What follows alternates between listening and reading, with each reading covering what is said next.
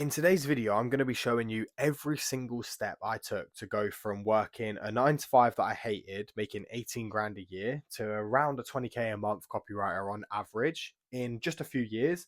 But rather than giving you the bullshit that everyone else gives you, I'm going to show you every single up, every single down, every mistake, every time that I thought I made it and then everything collapsed. I'm going to give you a raw, honest view of what it's actually like to make it to 10, 20K a month as a copywriter.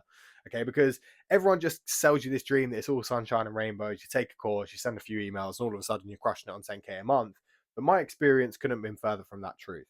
So I'm not going to be that guy that hides that from you and tells you it's easy. I'm going to show you every single up and down along the way. All right. Because let's be real. First, it sucks. Okay. When you're working, when you're balancing everything, it really is difficult to find any balance in your life. Okay. So I was balancing my 9 to 5 job, I was balancing actually working on the business, as you can see, like working until 2 in the morning, gym with jujitsu, taking courses, educating myself. Like I was sacrificing everything, early mornings, late nights, didn't get to see my friends, was saving all my spare cash from work, like investing in things, trying side hustles. Like I was doing everything and it sucked. It really did. Like my friends didn't see me, my family didn't see me, but it's obviously worth it now. Now, it was killing me, right? As you can see, like I was not a happy bunny at this 9 to 5. I was not healthy.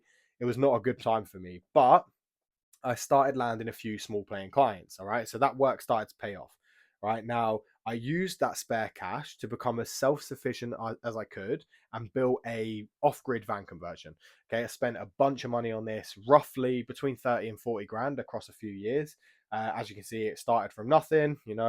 We did a few bits ourselves, we hired professionals, and we turned a van into a fully off grid home so that we could get rid of our flat in Leicester, remove a lot of our monthly costs, and I could scale the business and actually put some time to just the business and not have to worry about work and all of those other things. So once that was done, and after a bunch of sacrifice and struggle, we took the leap, me and my girlfriend, and we quit our 9 to 5s, just relying on the business.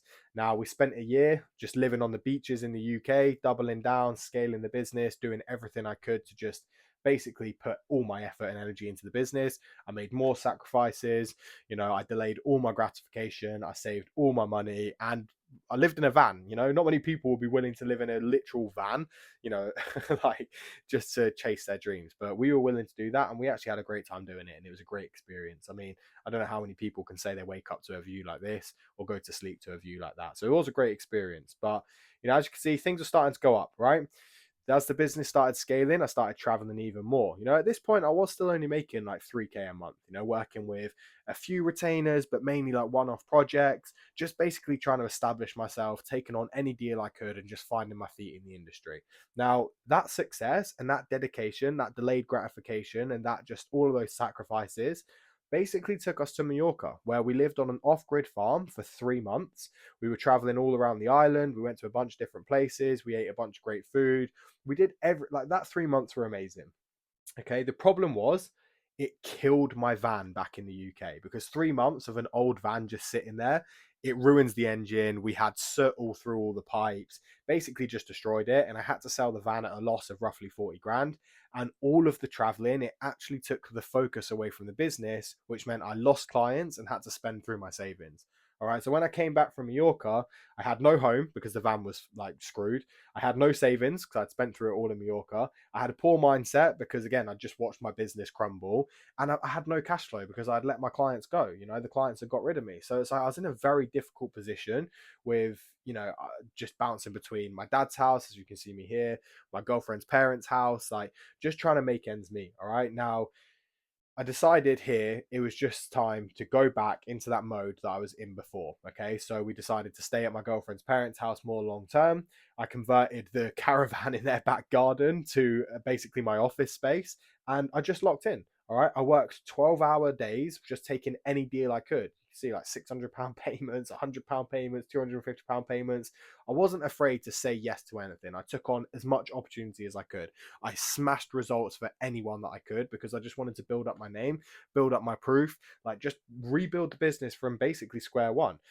So after this and after just locking in, I decided I was going to spend all of my money on going to Bali with a bunch of other entrepreneurs, a bunch of other copywriters and marketers in the space. I wanted to expose myself to a new level of business. And so I invested everything I had into taking my girlfriend and myself to Bali. It was a great experience. You know, sun was shining. We stayed in some crazy villas. We watched some beautiful sunsets on the beach. But essentially, when I was there, things just started working in my favor. Okay. Now, whether it was around, I was around the right people, whether it was I was feeling truly abundant, whether I was in a place of opportunity, I'm not sure. I dedicate it down to the wave of fortune. And if you haven't read Reality Transurfing, it's a concept from that book where essentially when you get on the pattern of the right things, you start attracting more of the right things to you. So I felt abundant. I was landing bigger deals compared to the things before.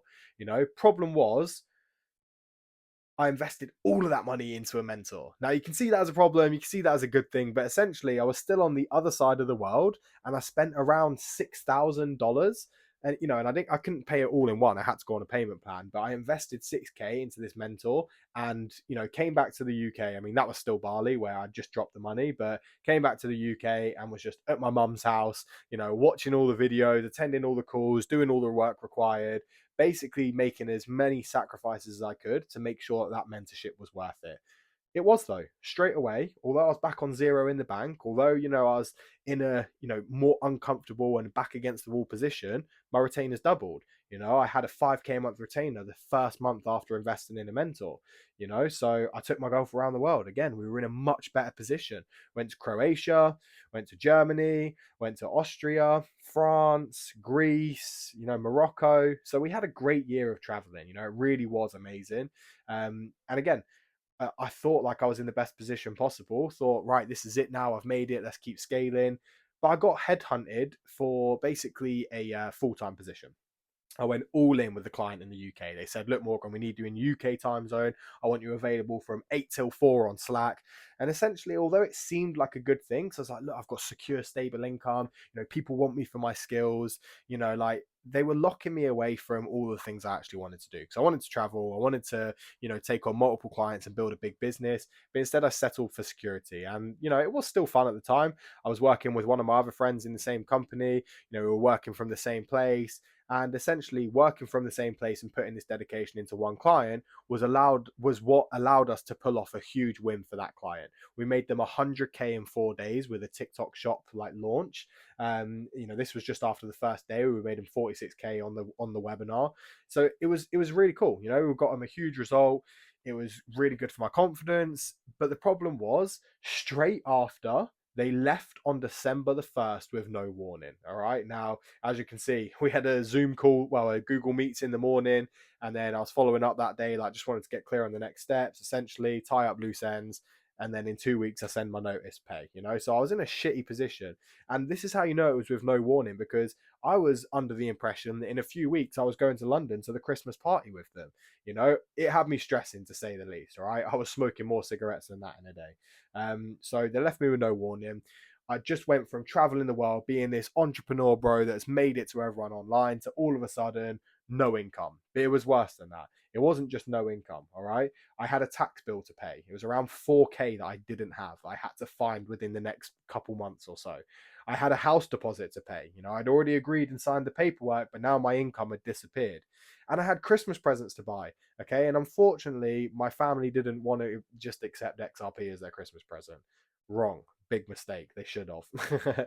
But anyway, I was in a pretty shitty position. And this is after already hitting 10K months. This is after traveling the world. This is after making 100K in 4 days for my clients. So it's not this straight up that everyone wants you to believe it is.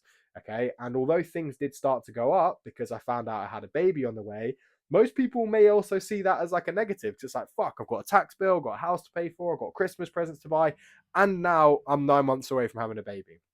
For me, I used it as motivation. I was trying for a baby anyway. I'm 25 next week. Like I'm in a position where I'm ready to have a baby. I think this is the whole point of life anyway. So I saw it as a good thing. And basically, I began the greatest lock-in of my life. I was in the new house, new office, lovely church view from my window. I was just locking in at MMA, jiu-jitsu, making sure that I was looking after my health. And basically, I went ghost, I focused on myself, and the only mission was to get the money. All right. Now, from there, 90 days later, I was back on 10K a month. The thing is, this time it was different. Rather than just getting there through pure luck or through willpower and forcing it, I had systems for tracking my KPIs. I had fulfillment systems so I could scale. I had dashboards to actually track every single metric within the business so that I could scale predictably, reliably, and consistently. So yes, 90 days later, back on 10K a month. But like I said, I was here to stay this time. And I did. I became magnetic. Deals retained, clients came to me, and I no longer needed outreach. As you can see, like people putting me forward to be consultants in special areas, people coming to me for projects I'd never even done, people that basically wanted me to, one client turned into two, that client made me take on more in the account. Like deals became magnetic because I put the right systems and structures in place so that I could scale predictably and reliably. So once all this was happening, I secured my family's future, really invested into my investment portfolio, upgraded our lifestyle, new car, new income. But the thing is, like, the most important thing is that I now have a buffer of, I think it's over 2 years within my savings of basically, if clients leave, I've got 2 years of wealth, 2 years of my bills paid, 2 years of expenses covered, so that I'll never be in that position with my back against the wall again. The feast and famine cycle fears me. All right. And that's without covering the portfolios as well. So now I'm in a position where I can help other copywriters do the same. And I think the main benefit to working with me is I'm not going to mug you off with these smoke and mirrors. I'm showing you exactly what my journey was like. I'm showing you every up, every down, because if we zoom out, everyone else just sees this, the working a job that you hate, work it, with your Domino's lunches, wearing a suit and tie, doing all this shitty filing, to all of a sudden traveling the world, nice house, nice car. But what they don't see is the zoomed out, right? The downs, the ups, the downs, the ups, the downs, the ups. It's a long journey. And the only thing that made this journey quicker and removed mistakes and made it better and actually put me in a position where I am today is I invested every single time in mentors, in coaches, and in myself. Okay, I actually learned and fixed my bottlenecks. I was not afraid to go again. I was not afraid to have my ego destroyed. So if you're in a position where you're thinking, look, I know it's going to be a bit of work, I know that there's things that are required of me, but I'm ready to scale, then please just check out the link in the description below, because you can book in a call with me right now. We can have a 15-minute no pressure chat. We can identify what bottlenecks are holding you back. I can get you the systems and processes you need to scale with or without me, and we can have just a genuine conversation to see what it is that you need to scale. Okay, because everyone should be able to scale their copywriting business. Copywriting provided me with the life of my dreams, and it can do the same for you too. So make sure you check out that link in the description. Let's book a quick call. And other than that, take care, and I will catch you in the next one.